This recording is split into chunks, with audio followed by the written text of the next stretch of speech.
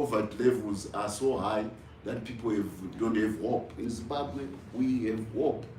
But most crowning for the president, I don't want to dwell on because it's about it will be the report sheet on the currency. We had no currency in 2017.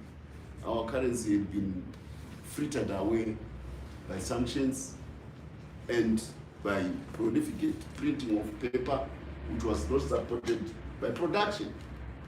What the president has done is to take the legalization of SME gold mining, which he championed when he was in cabinet in the First Republic. I know because I was in that cabinet when we argued to allow SME miners not to be hunted down by Godo Arishai, because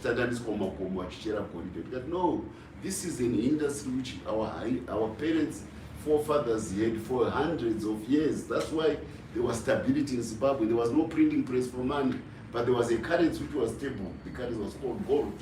That's why we've got all this machine, great Zimbabwe, we've got coming. It's because we had a stable currency. The worst enemy of government is inflation. And inflation, governments tend to print money when there's money, paper money. But for all these centuries, the Mutare kingdom starting, there was no printing press in Zimbabwe, but there was prosperity. What was it? Gold. So the president has taken gold mining to another level.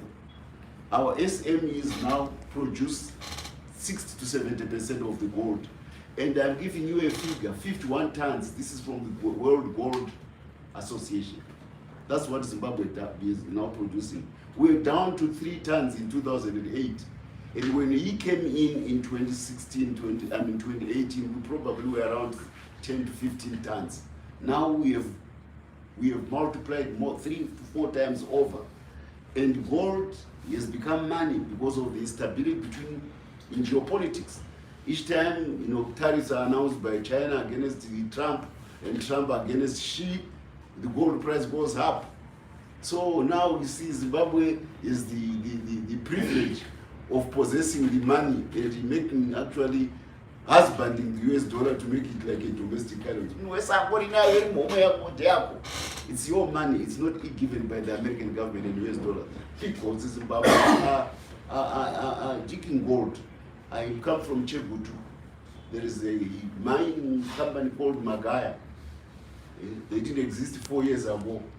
They came trying to remove Orokozas, and they wanted my political support as the top leader in Machona and West. I said, no, why don't you allow these small miners to mine surface gold? Later, when they go deep, you can come in because you are the owners of the claim. Then they will need more capital, they will come to you. But let them harvest the surface one, which you will not use anyway because you don't have the capital required is too low for you to apply your money. The owners of that claim, Pixel Pierres, they came back 4 years later. Magaya is producing half a ton of gold every month. And they are now supporting more than 60 to 70,000 small miners, structuring the industry. The concept of chrome. This is a basic macro level.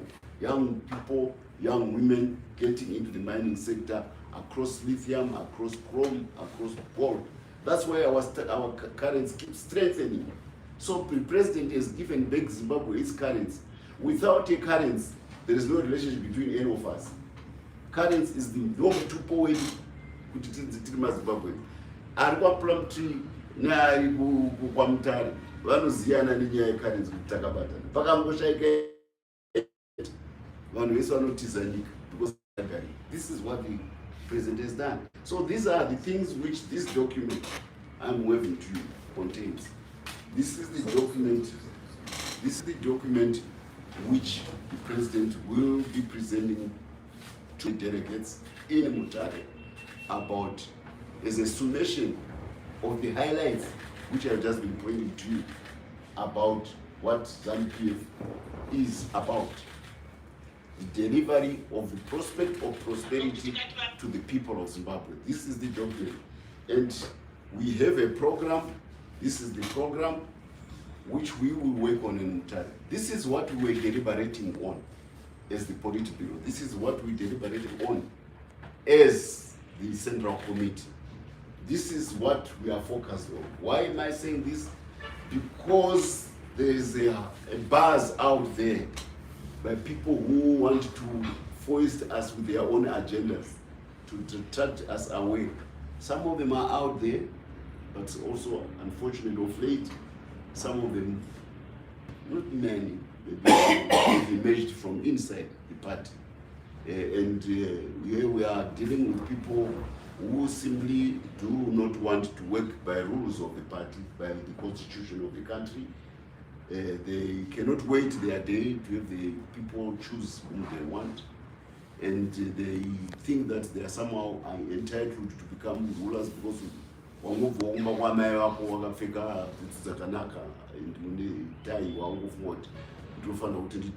it doesn't work like that. We work through the structures of the party, and you have to account yourself to the party.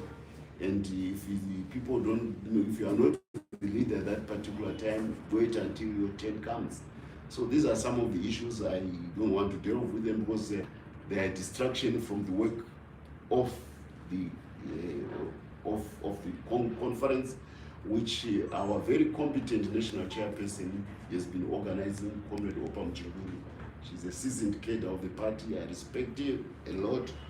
She went to war as a young girl. We were together, about the same time she went in 1975. We met. She never left Mozambique to go to any other places for training. She quickly trained in Mozambique and came back to the front. She rose through the ranks to become a member of the general staff. And she was, because of a dint of courage and work, she became the director in the office of our revered General Tongogara. General Tongogara actually was made general by the British, not by Zanupf forces. In Zanupf forces, we had no generals until the end of the war. The only reason why General Tongogara emerged as a general was from London. Why? Because Peter Walls, who had lost the war, when we beat him at Mavonde, he was called by the British, you have lost, come and surrender the armistice. So he comes wearing uniform. He says, I'm the only general here talking about a ceasefire and the assembly points. The British humbled him and said, no. The man who won the war, Tongogara, is the general. So in the pecking order at Lancaster House, Tongogara was number 1. Who was to be put in place at number 2. This is battlefield performance by Tongogara, which made him be recognized by the British as a general. But today in the war, we had no generals. We were just comrades and commanders. So sometimes there is a myth which is now being built around people calling themselves generals. It doesn't wash with us well. I can assure you, it really doesn't wash, because we fought as comrades. And some of the people, we asked where the address you were fighting in. The war was in Mozambique. Some of the people come to Mozambique in 1978, just before the ceasefire. Opa was there from 75, 76, 77, 78. Coming from the north to the south with Tongogara, collecting reports, redacting those reports, turning them into war communiques. And by then I had been wounded. I was now working in Maputo. I would be the one with the understanding who would announce the war communique coming from where reports, because she had been moving up and down with the general collecting those reports. Remember, this was a very scientific war. Tongogara had to read, each time there was a contact in the field, you had a notebook. If somebody dies, before you leave, you want to retrieve that notebook, because that notebook will give you information to the enemy. Those notebooks are here. They've not been studied. I don't know. We have to make the gaps. That is the story of how people fought the war. If you want to know how the war was fought, those are the notebooks. And Tongogara then read those notebooks. Kudaziye kuti Marcelo Scouts are centenary. Arikuita zvakati. Oudza vari kumapai. Ari kumutetengu. Kuti chenjerai zvakuitika uku muchazonzana. It came from a very, very thorough information interchange from the war, based on written records of people fighting at the front. And she was at the center of that reduction. I tried to say this because there's some people who want to say Tawe Magamba, when other people, Wakarwa Wondo, takangoti yapera tikati we can do other better things than ourselves. I went back to university. I'd been to university, I went back to university. So I became a diplomat, others came elsewhere. So the fact that you now a general does not give you any accolades about wartime performance, which is anyway any better than all the other conflicts. And how about those who died? It's not Dynamos versus Caps. Unaenda muri 12, muri 11, modzoka muri 11. Unaenda muri 12, kodzoka 4 apeni. Vamuvese vasara. Saka unoona vese vakasara vangu vari madofu ndiwosingabviwa kabuda. Chinotozokushaka kuita kuti ubude chii, because you were in the wrong address. You were in Tanzania, the war was in Mozambique. Tinozviziva hatidi kufungurana here. You know, we tried to, because it was a collective effort, but kana zvasvika pane dzimwe nharo tinozotaurirana tinotaura chakatadzaimbwa kutaura iyo kuchenama yechikoro. Hatidi kudaro kusvika ipapo. So this is what we are involved in as the National People's Conference. Mutare is important because it has taken command of the trade of Zimbabwe once again. All the centuries I'm talking about of trade, until 1965, Mutare was the gateway for our trade on the Eastern Highlands because it's closer to the Indian Ocean. Unfortunately, it became a victim of geopolitics. 65, Smith declares UDI, the border is closed by UN sanctions, Mutare suffers. 1975, the war starts, Samora closes the border, Mutare suffers. During the war, the railway stops traveling to Baira, Mutare and Sofala. At independence, we thought we could bring back Mutare back as our national gateway to the coast. The South Africans deploy an army, Renamo, to sabotage us from going through Mutare to Mozambique, which is our nearest access to the sea. So we have to deploy our army to fight. And we not want that war. And Mutare was supporting, Manikaren was supporting the second war against South Africa. After being the recruiting and entry infiltration province of the first war, they now assumed the role of being the deployment province for the war against Renamo in Mozambique. Who is Renamo? South Africans decided to fight us in Mozambique. If we had lost that war in Mozambique, South Africa would have occupied Zimbabwe. Definitely ANC and Namibia would not have been free. So we won again a second war because of the bravery of the people of Manikaren, and the economy suffered at that time. Why? Because we're now exporting 2,000 kilometers through Durban from Mutare. Can you imagine 2,000? The container is New York, $800, Shanghai, $800, arrives in Durban, Harare, $4,000. You see the inflation factor? Very big. Now, Mutare is 300 kilometers from Bayer. This is 2,000 kilometers. Now we've shortened. President Mnangagwa has restored the Mutare-Bayer axis as the gateway of Zimbabwe's trade. It has reduced the inflation costs in our logistics. It means more money in Zimbabwe. People,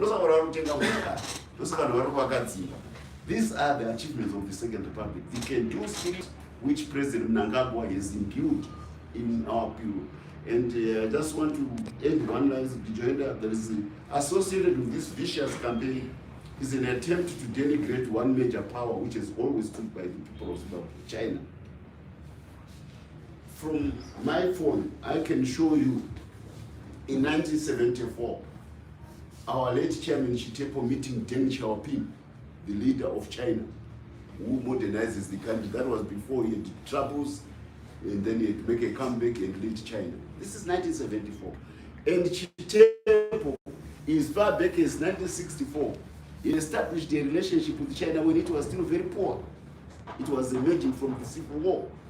You can see the visionary aspect about ZanupF, that this economy is now the second largest economy, and very soon will people America to be the first economy in the world. This is the visionary aspect even about ZanupF, that Mwara Komborera, Kujishamari Zanutal nadzo tichiri vacheche ndodzinopedzisira dzaama president. You know, isn't it a good thing that somebody you went to school with, Muchifudza Morozo, Mona, Mukura, office, That's what China has done. It has assumed that role in global affairs, and they can't forget the relationship with Zimbabwe. So most of the things about our turnaround of the economy are now associated with the fastest growing economy in the world. But it is being penned left, right, and center. Nana Magu, Nanani, and Nana China. This to have a xenophobia. It's true, we are victims of xenophobia in South Africa. We are now being told we have a xenophobia about another race. But this race is the most successful in the world today in terms of economic performance. Ukasiyana nevanhu vari kubudirira, ukatanga kutukana navo, unobudirira sei?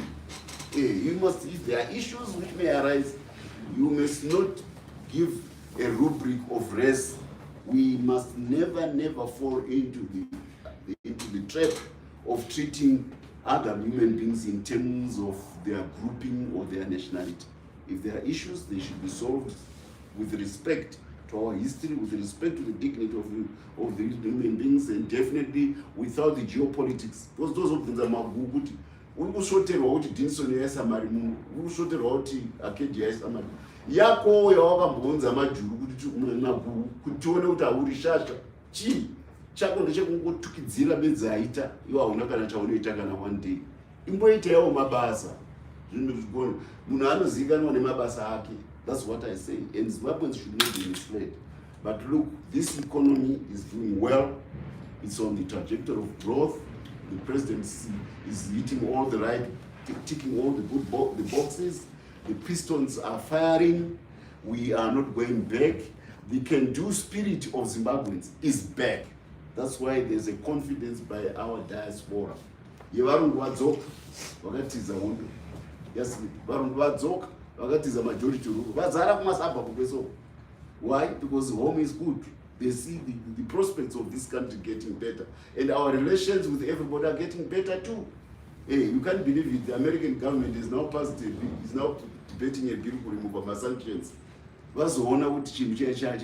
Thank you, President Trump and your administration for realizing the fall of sanctions. So if we can get back again our relation with America, we now have the second most important economy on our side. We will have the first economy of the world on our side, which means President Mnangagwa's enemy to none, friend to all. It's good. It means more prosperity. We are hungry to see intrepid American businessmen come and compete against the Chinese, against the Indians, against anybody. Who gains? Zimbabwe. These are the policies of President Mnangagwa. So I don't understand why, if it is not broken, why do you want to fix it? And our membership says, for resolution number 1,